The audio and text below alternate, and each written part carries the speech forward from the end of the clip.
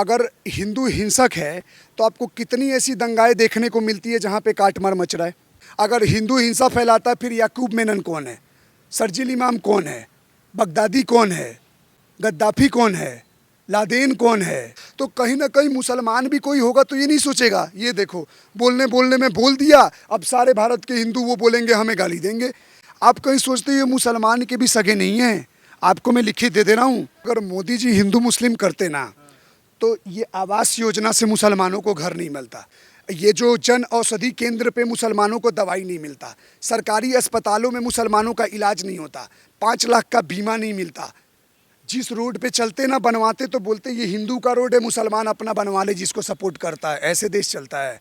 2014 से पहले देखना, जो हिंदू मुस्लिम देखते हैं ये पहले की सरकारों ने किया हुआ है। गंदे नाली के कीड़े जैसे हैं ये सबसे बड़ी जात धर्म के सबसे बड़े दुश्मन ये लोग हैं। मैं आपको सच्चाई बता रहा हूँ। बनारस का मदरसा रहीमिया बूथ है जहाँ पे 538 वोट पड़े, 538 वोट में से 500 वोट पड़े कांग्रेस को, 30 वोट पड़े आपके समाजवादी पार्टी को और 8 वोट पड़े आपको बीजेपी को। और जान के मेरे भाई आपको ताज्जुब होगा कि उस 8 वोट जो पड़े हैं बीजेपी को, वहाँ पे 38 बीजेपी माइनॉरिटी के लोग थे। तो सोचो उनमें से 38 में ही से 8 दिए, तो बीजेपी हिंदू मुसलमान कर रहा है। आप अगर मान लो वफादारी भी नाम की चीज़ होती है ना, ये भाई का मान लो नाम अब्दुल है, मैं इसके साथ दिन रात मान लो इसको घर दिया, सब कुछ दिया, खिला रहा हूँ, नौकरी दे रहा हूँ, ये कर रहा हूँ, और एक दिन आकर मेरे को ये चाकू गोद देगा, बोलेगा कि भाई तुम मेरी नज़र में काफिर हो। और वो कौन सा ऊपर वाला है जो खुश हो रहा है? तो कहीं ना कहीं इनके खून में जो गंदगी है वही दिखा रहे हैं ना। शिव जी की मूर्ति भी लाए हैं, शिव जी जो अपना हाथ दिखा रहे हैं, कह रहे हैं कि ये हमारे चिन्ह मैं है। तो बोलूँ 20 पी लो, थोड़ा सा ग्रहण कर लो, शिव जी का अंश थोड़ा सा ला लो भाई, थोड़ा सा जहर पी के देख लो मार्केट से लाकर, बच जाओ तो पूजनीय हो जाओगे तुम। बे गंदे नाली के कीड़े जैसे हैं ये सबसे बड़ी जात धर्म के सबसे बड़े दुश्मन ये लोग हैं। मैं आपको सच्चाई बता रहा हूँ। बिल्कुल बिल्कुल है। इन्होंने लड़ाई इस चीज़ पे शुरू से 2014 से पहले लड़ाई ही लोगों को इस चीज़ पे, जातिवाद पे। आपसे आप देख लो, इन भाई ने बोला कि जो आप बोल रहे थे कि बीजेपी मुंडन के खिलाफ है, मुंडनों को भड़का रही है, ठीक है।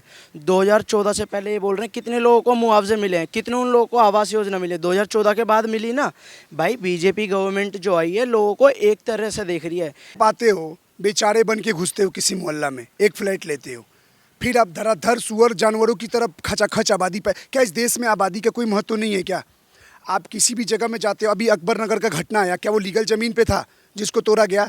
तुमने कुकरेल नदी का रास्ता रोक रखा है, तुमने कब्जा कर रखा है, सरकार अतिक्रमण से हटा रहा है, तुम्हारी छाती फट रही है। फिर वहाँ पे कोई योजना के तहत वहाँ पे उनको घर दिया गया, वसंत योजना के कौन सा योजना था उसके खिलाफ, उसके तहत वहाँ मकान दिया गया। मकान ले लो, नल जल योजना ले लो, सब कुछ फ़ायदा उठा लो और लास्ट में मोदी को वोट नहीं देंगे। क्यों? क्योंकि मोदी पसंद नहीं है। राहुल गांधी के इस बयान पर क्या कहना चाहेंगे आप?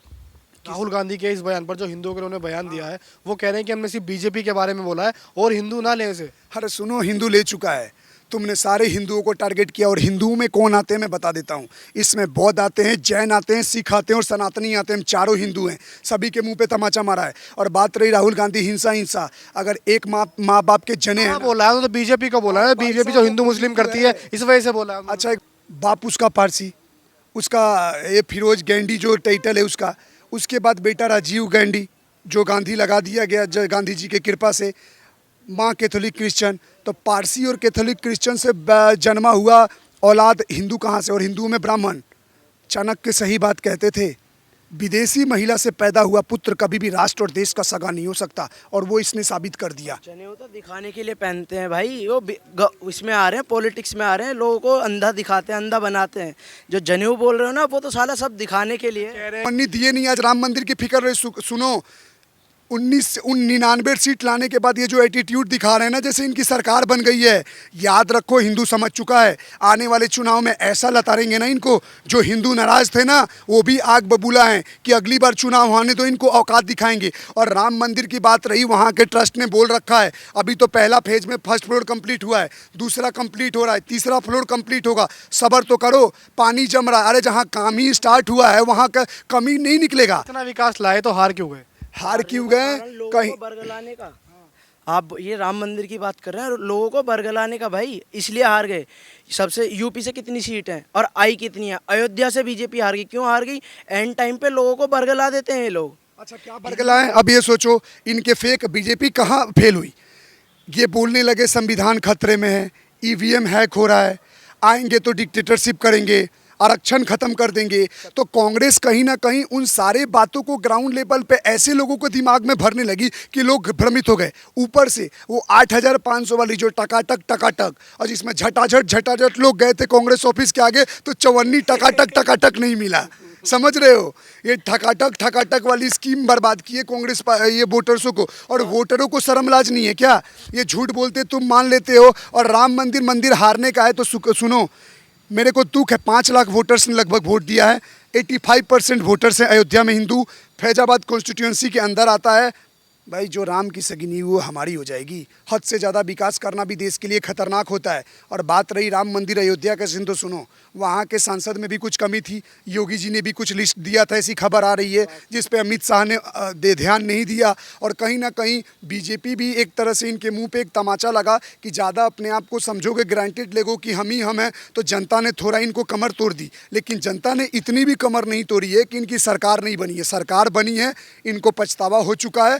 अगली बार मोदी जी भी नहीं भी बोलेंगे ना, तो 2029 में 350 सीट प्लस कंफर्म आएगा। क्योंकि अभी एक हफ्ते में अगर इतना इनका करनाट देख लिए, तो आने वाले 5 सालों में क्या करेंगे सबको दिखेगा। और अयोध्या से भी अगली बार बीजेपी जीतेगी। और ये जितना कांग्रेसी और दूसरे दल अपनी औकात दिखा रहे हैं ना, ये कभी दोबारा 10 से भी ज़्यादा सीट नहीं जीत पाएंगे। पिछले 70 साल लगा लो आप, ठीक है। आपको एक छोटा सा एग्जांपल दूंगा, समझदार भाई सब समझ जाएंगे, ठीक है।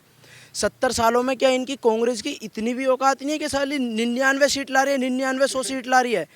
और लोग बोलते हैं बीजेपी बुरी है, बीजेपी बुरी है। भाई आप भी समझदार हो, हम भी समझदार हैं। अभी अखिलेश यादव बोल रहे थे अयोध्या के राजा अवधेश। भारत का और अयोध्या का राजा एक ही है, वो हमारे प्रभु श्री राम है। और जो लोग, सुधांशु त्रिवेदी ने क्या जवाब दिया कि जो लोग राम की महिमा देखो, हारने पे भी राम का कैसा प्रकोप देखो।